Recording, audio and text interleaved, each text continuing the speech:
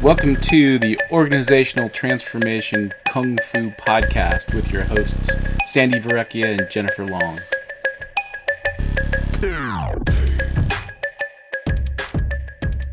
Welcome to our podcast, Organizational Transformation Kung Fu, or OT Kung Fu as we like to call it. I'm Sandi podcasting from my home office in Toronto, Canada, and I'm joined virtually by Jen Long, who's in her home office in Denver, Colorado. For those of you who listen to our podcasts, you know that we call it OT Kung Fu because the art of Kung Fu requires patience, energy, and time to complete. And we believe that organizational change or transformation also takes time to master and the time to complete. And it takes the patience for the changes to take root.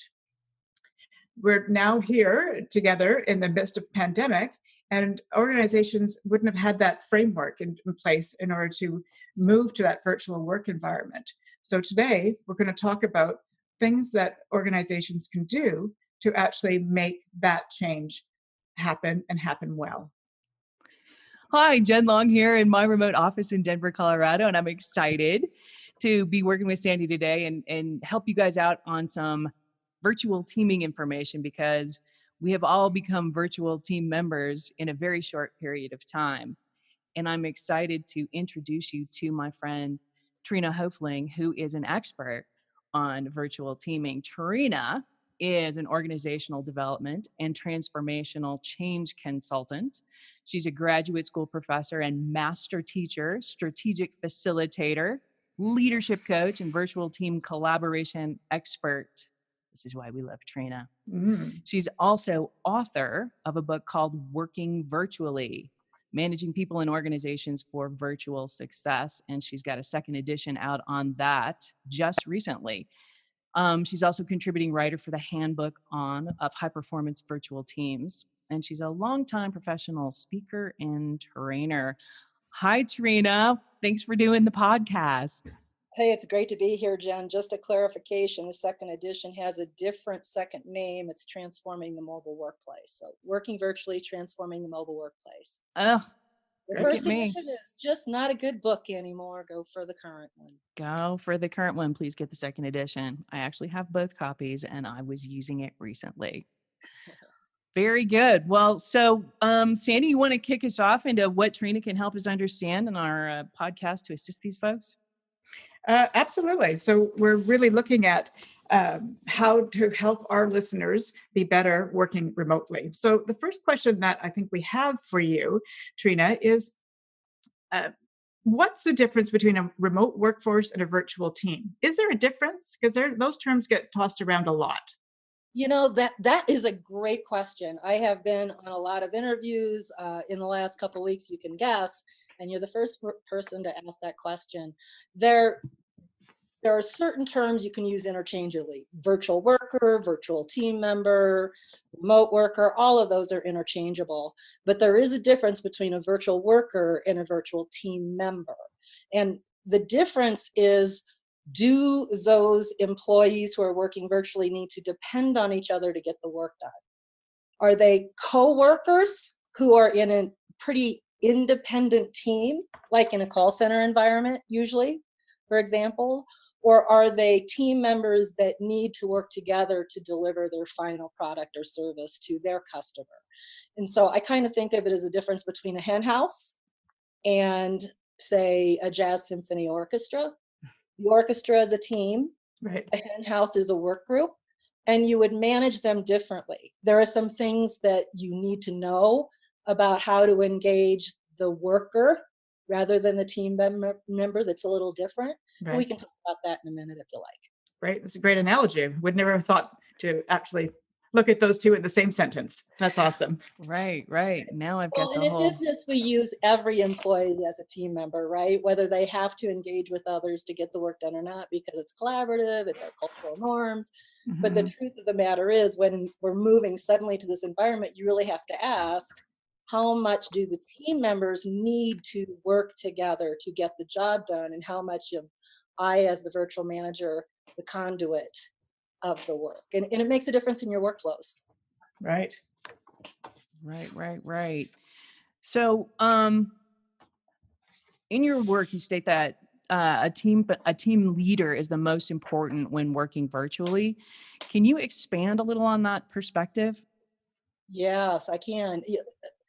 The virtual manager is sort of the cream in the Oreo cookie, no matter what. They're the primary connector of the workforce to the organization, culturally, operationally, in many ways. But when you're co-located, there are many other ways, physically and mentally and emotionally, that you become part of the organization, whether your manager is your primary contact or not. When you move to a virtual work environment, especially suddenly, like so many people have just done, that manager is your major connection with the organization, your major purpose giver, your major clarifier, your major contact. It doesn't need to remain that way, but at least at first, as people are trying to figure this out, that manager is a critical person to decide whether or not that employee can succeed. So that's when I was reading in your book, the virtual manager is the key influencer of work satisfaction and employee retention. That really comes into play here. And that's true across the board, whether you're virtual or not. You take people away from their teammates and they're suddenly looking at their own four walls and wondering if they need to listen to that kid screaming in the other room. They need that manager to bring people together and recreate that connection to the workplace differently. Right. So can I ask you then, Trina, what are the top skills or competencies that a virtual leader needs to be successful? Oh, shoot. I could open my book and tell you, but off the top of my head, the things that I think are the most important is good communication skills, written and oral. You don't have to be an extrovert to be a good virtual manager. That's probably a myth that we should just dispel right now. But you have to care about your team members and be willing to reach out to them, not as big brother or big sister oversight, but as just a human to connect. So that authenticity, that caring about your team enough to put the time and attention to connecting on purpose into it. I would say those are the big things, interpersonal skills, caring. The other one is to be able to really be clear and help the team be clear with each other so that you can start establishing trust in a different way in this new world. And a leader that you trust can help a team do that a lot better and faster than a leader that is pretty hands-off and disconnected from the team. Right. Does that answer your question? Yeah, no, it's great. Thank you. Good. So that's the leader side of it. So let me ask you about the virtual or the remote worker as well, right? So the team player. What are they experiencing coming into this cold, maybe? And what should managers and leaders be paying attention to or worried about from that perspective? How do we manage panic and fear? Panic and fear and isolation. But I mean, I'm kidding, but I'm kind of serious about the panic and fear part. Because some people are more comfortable using the collaborative and digital tools than others. And let's just assume that some of your team is not as comfortable because they've been co-located. Yeah, we all have to use shared drives and get on video conferencing once in a while because life is the way it is. But to do all your work that way is different. So I think workers, virtual professionals who can get some fun time learning to use the skills, the tools, like doing a collaborative brainstorm on a whiteboard. Let's practice playing with our annotation tools. Simple things like that to get people's confidence and comfort up so they can go back to focusing on the work they're there to do instead of how they're having to do it. That would be one thing they're facing. That the kind of that panic and fear piece is we're forced to use the tools. About last year sometime, I chose to only take my iPad with me on a business trip so that it forced me to learn how to use the darn thing. I've done that. Teach from, because I'm in an LMS that has an app in iPad, but I just never used it. So in a way, it was an opportunity to force me to get good at something I needed to learn anyway. The second thing I would say for the team members is do it together as a group. You're not on your own. Let's be silly. Let's do some fun things. Let's make some mistakes so that we can get over all of that humps, if you will, of the environment. And you're going to make mistakes. I mean, you will, no matter who you are, boss, employee, peer-led team, you will have miscommunications. Just plan on them. and make an agreement to assume positive intent and talk about it. Yeah. Pick up the Right. phone instead of stewing for 3 days. Write a draft email and put it away, and then read it later to say, was I overreacting? Little things like that really show up in a virtual environment, but you can hide it from each other, but you're still steaming inside. So as an employee, don't assume somebody's out to get you. Assume positive intent, speak up and clarify the communication, because flat writing, which is a lot of how we communicate virtually, it's Right. It's not the whole message. It's just the text. That's right. That's right. You know, I'm listening to you, Trina, and I think assuming a positive intent is something that we come across all the time. Right? And I think probably all of our podcasts, we've actually talked about that in some way, shape, or form.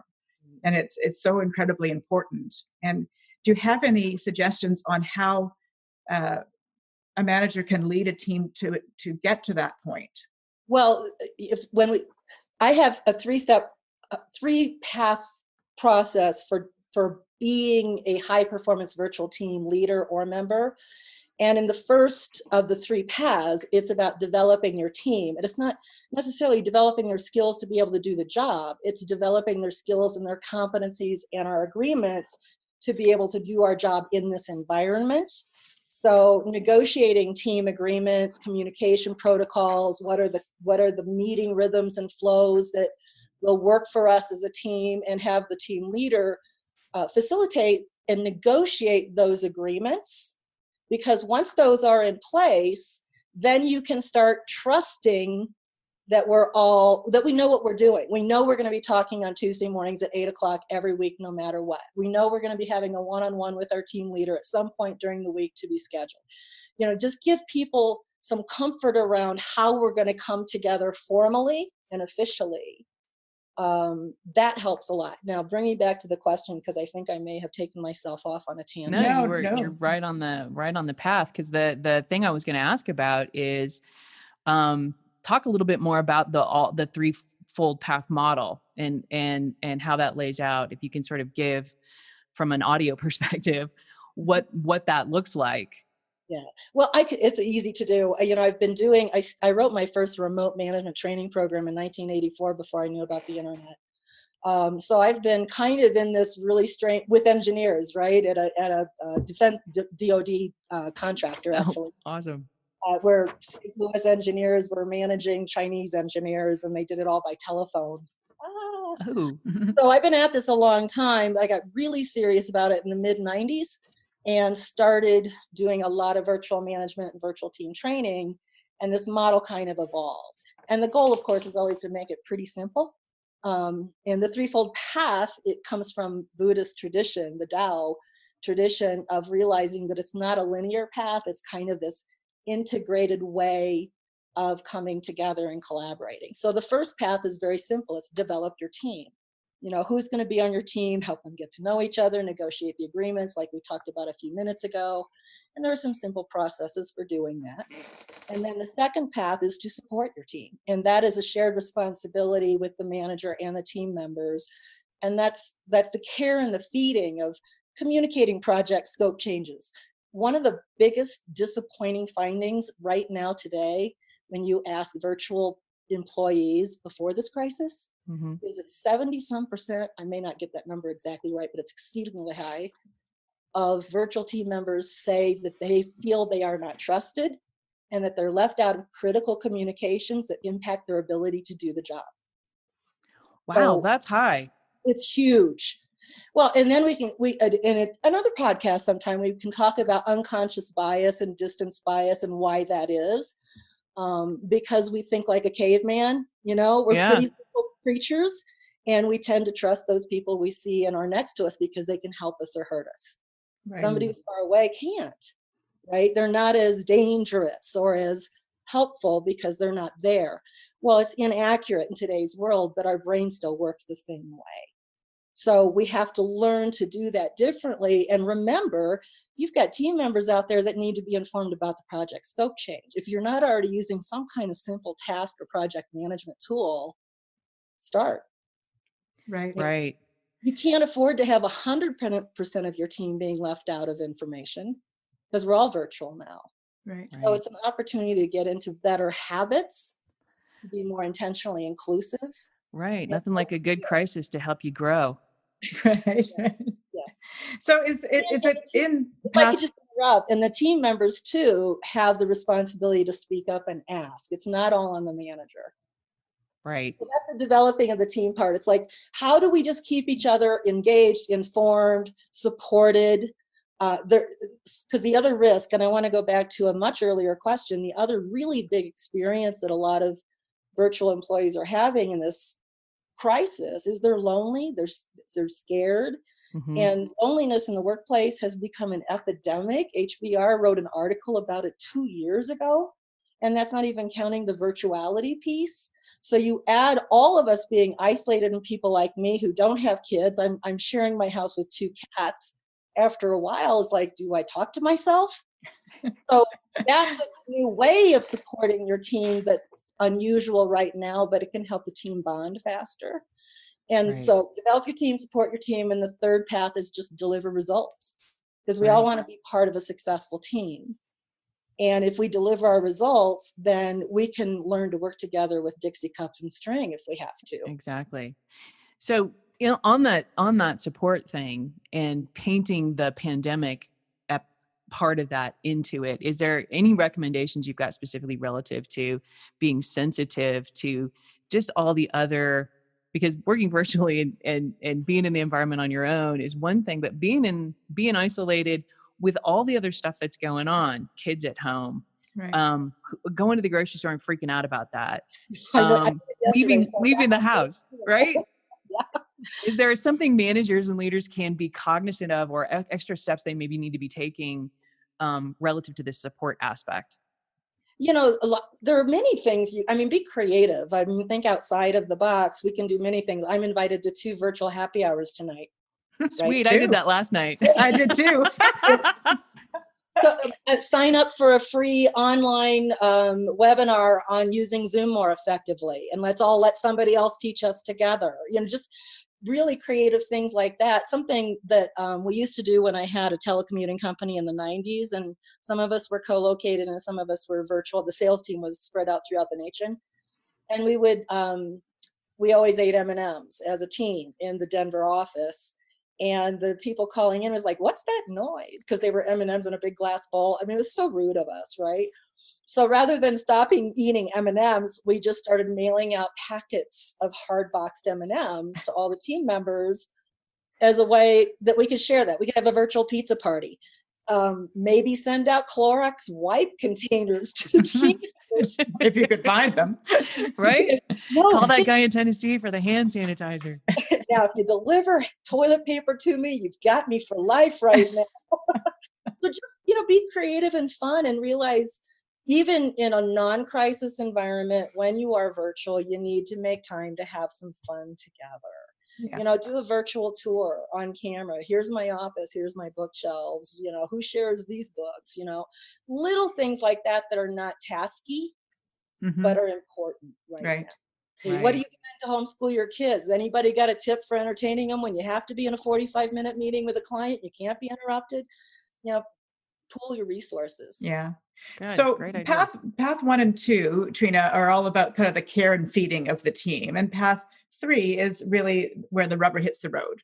Mm-hmm. So what advice do you have for a manager who's just been thrust into this new virtual work environment where they've never done it before? How do they hold people accountable? How do they manage results? What do they need to do differently? Well, it's a great question. First of all, if you're managing by results now, you'll be managing by results virtually. So it's an easier transition. The first question that's the question I've been hearing since 1984. How do I know they're really working? Yeah. The data suggests they're working even harder because you don't have those built-in stops and breaks when you don't have interruptions. But never mind, let's just deal with the doubt and the question of it. My question back is, how do you know they're working now? Hmm. Tell me. Do you have a results and management process in place? Do you have a performance? Do you do coaching sessions? How do you observe behavior? What do you do now? And if it's managing by site, you're not I won't say this to somebody because it's not kind, but you're not managing results right now. You're managing by site. That's a whole different thing. And in order So what I'm hearing is, if you suck at it when you were at work, you're really going to suck at it now. the old, the old fortune cookie at the end of your meal, and you open it, and I don't know if you guys played this game. It's like whatever it said, you read out loud, and then you added the words "in bed" at the end. Oh, yeah, right. Yeah. It's kind of the same thing with management skills. How do you manage now? And then just add the word virtually at the end. Right. If you are a site manager, that's going to be a bigger transition for you. And so rather than making you wrong, because we don't have time to train you right now, Right. have daily stand-ups with everybody on your team. Have a daily team stand-up if you need to, or how often. So more frequent communication. Yes. Well, and as the accountability expert on the call here, Yes, I will tell you, it's all communication skills, right? It's all communication skills. And if you're they're out of sight and you're not sure if they're working, pick up the phone, have a conversation, get an understanding of what's going on. And what you'll find is over time, fewer phone calls will be needed. Right. But initially, it's how often and frequently you're contacting people to really find out where things are. Right. And watch for areas where the disconnects are happening that may not have shown up before. Like let's say there's a handoff within your team or from your team to another department, because that's part of delivering results too, is breaking down those silos virtually, because you may have to find new ways to reach out to the other team members, your internal customers. Right. So it is all about communication and following through, but the manager can also kind of be virtually watching, especially if you do have a task management system, or you do see a trend of the same complaint, the same times you need to step in. Well, there's a breakdown there. So who's involved? And instead of making it a problem, make it an opportunity to improve our processes, because this environment is helping us show our weak spots. Right. Leverage your platforms. Talk about, are they working? Are they not? Or you got them set up for how you want to work. Right. And then you get the relevant parties, the stakeholders in the room, instead of we're going to figure out what needs to do and then tell them how they need to do it. Get everybody in the virtual room together. One of the great things about Zoom, which is what we're using right now, is you can send people into breakouts. They can do little activities, come back. I mean, you can do a lot. Yes, you can. In this, and people can admit when things aren't working, because it's not the old environment. So it doesn't mean something's broken. Right. I kind of find it gives people permission to admit things they've been kind of jerry-rigging or kludging for a long time. And now it's just showing up faster because the virtual environment makes that possible. So it really can work for the long-term good of the team. Right. And it goes back to building that trust again, right? Having those initial conversations, or allowing for those conversations to continue as we go along. Because if you feel like somebody's not doing their job, or if I feel like a coworker's not working as much, if we've got those norms in place that say we're going to check in 3 times a day, it's not like it's somebody looking in on you, checking in on you from a negative standpoint, but it's a touch point rather than it is all in how you frame it and how you really do it. I mean, it's right. Well, so this brings me up. So Sandi said the magic word, right?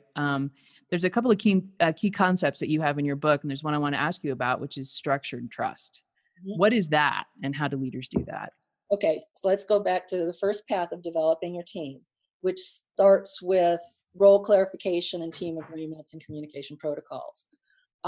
When you structure your trust, you're actually doing that when you create these shared and negotiated team agreements. We agree to check in every day. We agree to keep the task management platform current, because we're not seeing each other in the cafeteria at lunch anymore. We agree to have one brown bag learning lunch every other week. But, what are the things that we commit to? And you document it, you write it down, and you post it on your team website. Create some way that you can have a team dashboard to find each other, even if it's a private Facebook page or a private LinkedIn page, if you have nothing else to work with, or a Slack group or whatever. That's a way you're structuring trust, because in a virtual environment, even in today's work world, we need to establish swift trust right away, because so much of our work are temporary teams with temporary team members. We know we're going to be working together for 6 weeks, 6 months, 6 years, but it's not a forever thing. And so we're learning societally how to establish swift trust. Start with that trust cup full. And if the team, after setting these agreements and protocols, continue to meet those agreements, well, that trust cup stays full. Right. If a few team members fall off, well, that's an opportunity to re-meet. Say, okay, so we've got a couple of protocols that really aren't working so well. How do we course correct? What do we need to improve? Because my guess is if you've never worked virtually, you're not going to get it right the first time. So build that into it. And all of that helps structure trust and give people an opportunity to have a voice and have responsibility for keeping that trust going. Yep. All of that is happening in the first path. And then you follow through with it in the second path of supporting your team and showing up and doing what you said you were going to do. And if something changes and you can't, you communicate far enough ahead of time so the team can make other arrangements. And that's the same. The only difference is in a virtual environment, you have to start with the trust cup full. And the best way to do that is structuring it with agreements and documentation and an understanding that we're going to revisit this in 2 weeks to see what's working for everybody and what we need to adjust a little bit until we get closer to what's a win-win for everybody. Cool. Right. And that includes going outside of your team too, if you have to interact with other people and break down silos. But start with your own core. Nice. Great. Good. So do you have a list of virtual team leads best practices that you can share with us? Everything I've been saying. You should be Narrow writing it this down. all down. Top five. I would say that number one is be honest and authentic, because the team leaders are probably even more terrified to look stupid using the tools wrong or bad. I mean, I teach on Zoom every week for the University of Southern California. And when the tool doesn't work fast enough for me, I'm still like a doe in headlights because I'm a boomer. You know, it's like, if it doesn't work, what am I going to do? I mean, I go through this little internal crisis every time a tool doesn't immediately load the way I want it to. I have to breathe, calm down, laugh at myself because I'm on camera while they're watching me panic, and just be authentic. I mean, people are very tolerant of real people. As long as we admit that we're learning it, we're not doing everything right. So that would be the first thing. The second thing I would say would be to connect on purpose, on task and on relationship. It's common for certain types of teams, like you mentioned, Jen, you work a lot with the DoD, engineering types. Don't put a lot of time and attention to the relationship. It's just like, can't be. Virtually, you need to do something. Even it's like, bring 3 books to our next meeting that have made a difference in your professional life. You know, if it needs to be practical, make it practical, but spend time on the relationships and getting to know each other, especially if you don't already. Right. And humanize the workspace until you can get back to the cafeteria and going out to lunch together and what you used to do. Right. So that's the second thing. And if I were to add a third, I would say just communicate more than you think you need to at first until everybody's kind of got their groove back. Right. Because I sort of feel like in the conversations I've been having with clients, the coaching conversations, who are suddenly finding themselves in the remote place, struggling a little bit with the clarity on the expectation. Yeah. Right. So there is a lesson learned that I've gotten over the last 25 or 30 years that I find that managers, and I encouraged managers to do, that was a mistake. And it kind of goes back to that hen house versus the orchestra. I mean, if it's an orchestra, you'll figure it out. You've got to. But if you're managing a hen house, one that you can kind of set it up where people are on their own, it's easier to manage that way virtually, we think. But what I have found over the many years is that the employees get really disconnected from the office and from the workplace, and it puts a lot more pressure on the manager to be that person to hold hands. So you don't have to change the way work gets done to make it more complicated, but build in that social time and that social connection. Okay, what was your worst call of the week? Let's say it's a call center employee. What was your best call? Find ways for people to connect and talk to each other without you having to be the only one they do it through. Right. So break down the virtual isolation that could. Exactly, because you really don't want to. People can get very depressed in this environment, and that really hard to show up at work and put that extra effort into it when you're struggling on every level. So anything that the team and the manager can do to keep them connected, even if they don't have to be for work, is probably right. But to connect them anyway, just to touch base and, see how much toilet paper you have left. exactly. Right. So far, I probably win the prize. I hoard it anyway. Yeah, I'm finding that out, that there's a few friends I have who are like, yeah, I don't want to tell you how much toilet paper I have, because I've been doing that for a long time. I live 30 miles from a grocery store, well, 25 miles from a grocery store up in the mountains. And so for me, if I don't have 34 rolls of toilet paper, I get scared. Oh my gosh. That's crazy. So- Well, great. Toilet Yeah. paper and eggs, and coffee. Those are my 3 have-tos, right? It's like, I got to go grocery shopping. I'm almost out of eggs. Yeah. Before we wrap up, I'm just curious, Trina, what do you think this whole pandemic thrust into working virtually is going to do for our workforces going forward? If we can really support each other through this and it doesn't become a long-term thing, I think it will give all of us, organizational leaders from the C-suite all the way down, more choice about working in the environment that is best suited for the work I need to do today. And I think I pray that a lot of managers and C-suite leaders who are really hesitant to do this will see that it's not so bad. And I think that we'll find out, when do we want to come together, that it really is better that way, and where can we do this just as well, a lot less expensively on Zoom or whatever our collaboration tool happens to be. Right. I really do. We can turn this into an expansion of the options if we do it right. Right. For all those companies who are afraid to really explore flex time, right? This might be a great experiment, the great experiment they weren't expecting to have. Right. Exactly.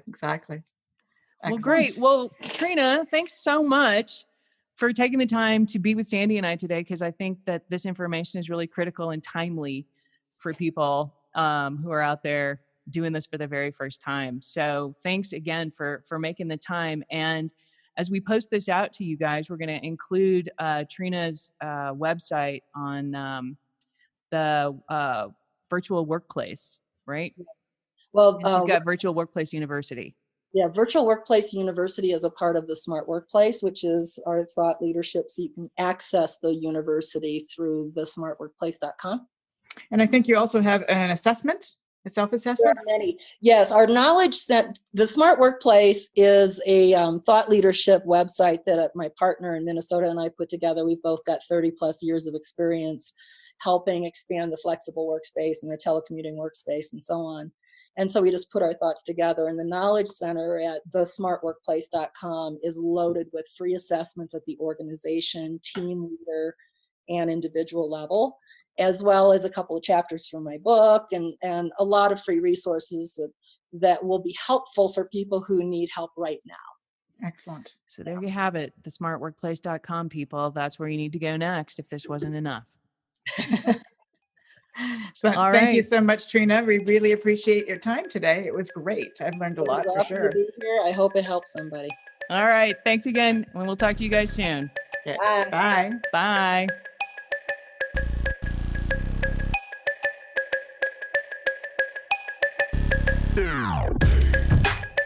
Thank you for listening, and please visit Sandi's website at satoriconsultinginc.ca.